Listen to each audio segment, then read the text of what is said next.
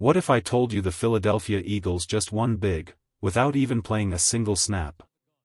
While the rest of the NFC stumbled, the Birds quietly soared to the #1 seed, all during their bye week. No touchdowns, no highlight reels, no last-second miracles, just pure, unexpected victory. This is the kind of Sunday that reminds every fan, sometimes destiny does the work for you. It was supposed to be a quiet weekend in Philly. No game, no pressure, just rest, recovery, and maybe a little Halloween candy left on the counter. But as the Eagles kicked back during their Week 9 bye, the entire NFC flipped on its head, and somehow, without taking the field, the Eagles came out on top of the conference. That's right, while the city was breathing easy, the Green Bay Packers and Detroit Lions were falling apart at home. Green Bay collapsed in shocking fashion against the Carolina Panthers, losing on a walk-off field goal.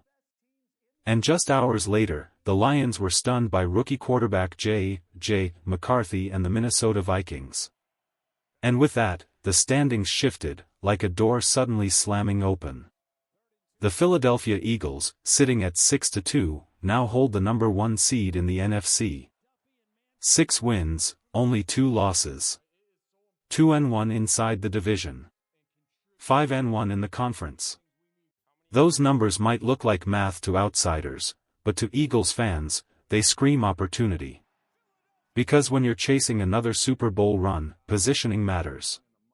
Every seed, every tiebreaker, every lost possession in November can become the reason you're playing at home in January, or watching someone else do it. Even more wild? The Packers' loss shouldn't have happened. They dominated in almost every category: more first downs, more plays, more yards through the air. They threw for 265 yards compared to Carolina's 102. Bryce Young barely completed half his passes. But turnovers and strange moments buried Green Bay, and that one defeat sent Philadelphia to the top. It was a reminder, in football, control is an illusion. Sometimes the game rewards patience, belief, and timing, not just brute strength. So while the rest of the NFC stumbled, the Eagles rested. Their bodies healed. Their minds reset. And their playoff path suddenly became clearer. This wasn't just a bye week, it was a power shift. Eagles fans, how confident are you right now? Rate your belief in this team's Super Bowl chances from 1 to 10 in the comments. Are the Birds truly built to fly above everyone else this season? When the dust settled across the NFC, one truth became impossible to ignore: no matter what happens with the Rams, the Saints, the Seahawks, or the Commanders, the Philadelphia Eagles are holding the #1 spot. That's not luck. That's dominance. Even without playing, the math of the NFC bows to the Birds. Their conference record is stronger than Seattle's. They already beat the Rams head-to-head. And when it comes to Tampa Bay, same record, same grit, it's Philly who owns the tiebreaker thanks to that early season statement win. The Eagles didn't just earn this position, they've protected it with every hard-fought yard, every fourth-quarter stand, and every roar from Lincoln Financial Field. But the story gets even better. While the Eagles rested and healed, Green Bay lost more than a game. Their rising star tight end, Tucker Kraft, one of Jordan Love's most trusted weapons, went down with a season-ending ACL tear. A crushing blow for the Packers' offense, but a massive advantage for Philadelphia heading into their next showdown at Lambeau Field. Jordan Love will now face one of the NFL's fiercest defenses without his safety blanket in the middle of the field. And while their opponents break down, the Eagles are quietly building back up. A.J. Brown, the heart and fury of this offense, is getting his legs back under him. Cam Jurgens and Saquon Barkley are recovering, ready to add fresh fuel to an offense that already hums with energy. Nolan Smith, Jalen Carter, Jacorian Bennett, all returning stronger, hungrier, more dangerous. And then there's Howie Roseman. Philadelphia's mastermind isn't taking a breath. While most front offices are reacting, he's plotting. 2 new names already added: Michael Carter at slot corner and star corner Jair Alexander, a massive trade move that shakes up the secondary. But don't think he's done. Howie's working like a general in wartime, pushing every chip to the center of the table. The message is clear: we're not waiting, we're going for it now. You can feel it, the calm before the storm. The Eagles' bye week wasn't rest, it was reload. The NFC is open, chaotic, vulnerable. And while teams like Green Bay swing wildly between brilliance and breakdown, the Eagles are becoming something steadier, a machine built for December football. So next week, when the Birds march into the frozen fields of Lambeau, they won't just be playing another game. They'll be seizing control of the conference. And for the rest of the NFC? It's starting to look like nobody's flying higher than Philadelphia. The road ahead for Philadelphia is about to get real. After Green Bay, it's Detroit, two of the toughest opponents in the NFC, back-to-back, both away from home.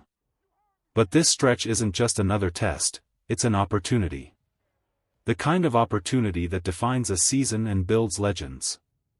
The Eagles can grab their future by the throat right now. If they win these next two games, they won't just be leading the NFC, they'll be owning it. Because if home field advantage runs through Lincoln Financial Field in January, good luck to anyone who walks into that storm. The cold, the noise, the passion, Philly in January isn't just a football venue. It's a battleground. And when the Eagles get a first-round bye, that means one less war to fight before the NFC Championship, and history shows that's a fight they almost never lose. Across the division, chaos is spreading. The Giants got crushed by the 49ers, and not just beaten, embarrassed. The stands in MetLife looked more like Levi's Stadium, painted red by invading Niners fans. The Giants couldn't even hold their own house. The Niners walked out with a 34-24 win and a message to the rest of the NFC: they're still a threat. Meanwhile, the Cowboys keep playing coin flip football. One week they look unstoppable, the next they look lost. They face a scrappy Cardinals team on Monday Night Football, and if there's one thing Arizona does best, it's making favorites sweat. But here's where things get spicy: the trade buzz around Philly. After landing Jair Alexander, the whispers started flying again. NFL insider Cam Wolfe dropped a bombshell: the Eagles are eyeing Miami pass rusher Jaylon Phillips. That's right, Vic Fangio's former defensive weapon. And remember, Fangio coached him in 2023 and turned him into one of the most dangerous young edge rushers in football. If Vic wants him back, Howie Roseman is listening, and that means the phones in Miami might start ringing any minute now. But Phillips isn't the only name floating around. Over in Cincinnati, things are unraveling fast. The Bengals just lost another heartbreaker, a wild comeback that ended with Joe Flacco's last-second Hail Mary hitting the turf. And now, reports say that star edge rusher Trey Hendrickson might actually be available for trade. You know what that means. Howie Roseman could strike again. He's watching every move, every crack forming in these struggling teams. And if a star defender shakes loose, whether it's Phillips or Hendrickson, don't be surprised if Philly pounces first. Because this isn't just about making a playoff run. This is about building a Super Bowl army, and the Eagles are loading up while everyone else is scrambling to survive. There's one thing every NFL team has learned by now: never underestimate Howie Roseman.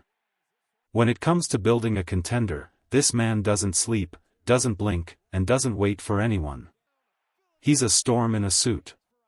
If there's a player out there who can make the Eagles better, no matter how small the move might seem, Howie's already making the call. Since the start of training camp, he's pulled off 8 trades. 8. That's not normal. That's obsession. And that's exactly what makes him one of the most dangerous general managers in football. John Mechie, acquired. Jacorian Bennett, added to the mix. Sam Howell, brought in. Darian Kinnard sent out. Fred Johnson, Tank Bigsby, Michael Carter, and Jair Alexander, all added to the roster. This man is turning the Eagles into a machine. He doesn't care if you're the 53rd player on the depth chart or one of the top 10 stars. if you can help this team win, you're coming to Philly. Period. And now the question that has everyone talking, is there a 9th trade coming? All signs point to yes. Around the league, executives are watching Philly closely. They know Howie isn't finished. They know the Eagles are sitting on cap flexibility, extra draft picks, and a front office ready to pounce. The man's not chasing small upgrades, he's hunting impact. And if he can land one more difference maker before the deadline, the entire NFC is in trouble. Right now, the vibe in Philly is electric. The team's rested, healed, and confident after the bye. Meanwhile, Howie's in his office, phone in hand, eyes locked on the market, ready to make one more statement move. The question is no longer if the Eagles will make another trade, it's when and how big. Because Howie Roseman doesn't rebuild, he reloads. And the rest of the NFC? They're watching in panic, hoping the next bombshell doesn't have midnight green all over it.